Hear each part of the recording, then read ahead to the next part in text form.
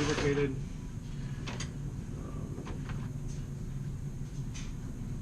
And we're good to go to put it back together. So last time I used this saw, the Husqvarna was straight up and down. So this time it's going to be upside down.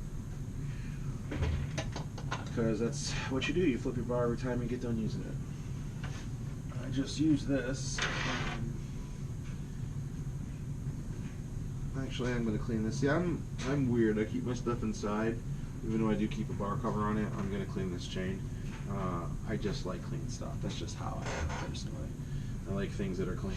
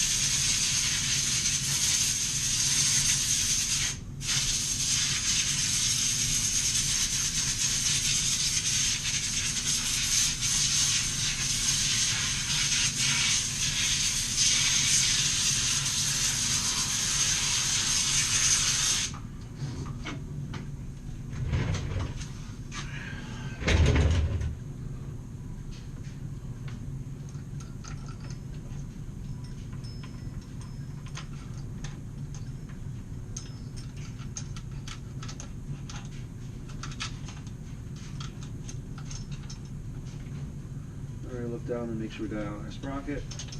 Then we're going to start feeding into the guide bar on the edge. Keep this taut with one finger here carefully. Pull slowly. Back to where you should be.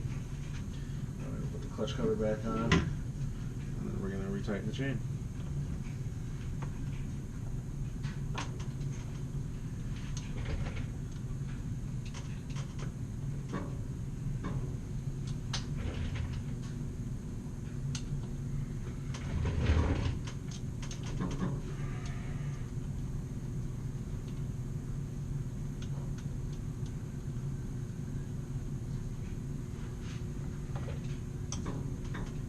Okay, so we got that on there. The bar nut's loose. Just finger tight. Back them off. We're going to raise this. We're going to rotate this to make sure we're in our groove and on our sprocket.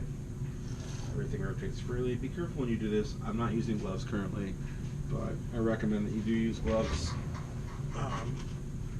Just because things are really sharp and I don't want anyone to get hurt. This is by no means a disclaimer telling you how this is how you should do it. This is just how I tear my saws down and clean them after I use them. So I'm going to do how you probably should do it. You lift up on the end of your guide bar there, and you're going to tighten this until this gets tight. You're going to carefully rotate the chain. Now, you'll notice in chains that there's always going to be a spot where there's more slack than others. You notice in the bottom there's a little bit of slack, and then you get to here, you see there's a lot of slack. So that's the spot where we're going to adjust to tight, and we're going to rotate.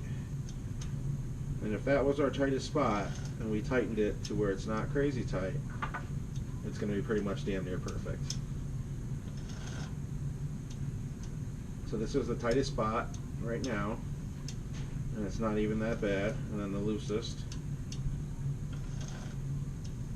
So this chain right now is perfect the way how tight this is. It should snap back up and it should snap back down. And you'll see right here there's actually a little bit hanging here on this loose spot, so we're going to tighten it up a hair, get our 1 or 2 final rotations, and she feels good to go. So we're still holding up pressure on the end of the bar tip.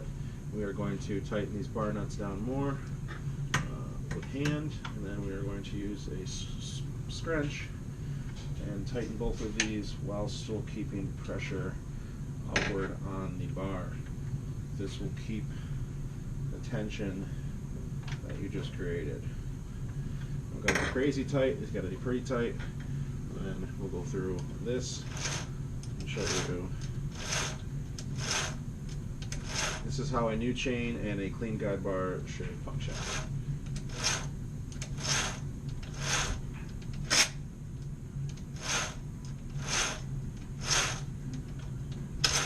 You see how far it's gone? It's not just doing this and stopping. It's actually cycling. Let's get the master link to the top here, and we're going to throw it once and see how far the master link goes. So it looks like the master link went all the way around and is on the bottom side. Almost made it all the way around. So that means this sprocket tip is well greased and the chain is well lubricated, and there's a nice thin coat of oil on the guide bar. So that's pretty much it, ladies and gentlemen. That wraps everything up. Again, this is my custom Husqvarna 562xp. That's custom modified, and yeah, if anyone has any questions or comments or concerns, throw them down in the comments. Please don't forget to like and subscribe, and stay tuned for more content. Thanks again.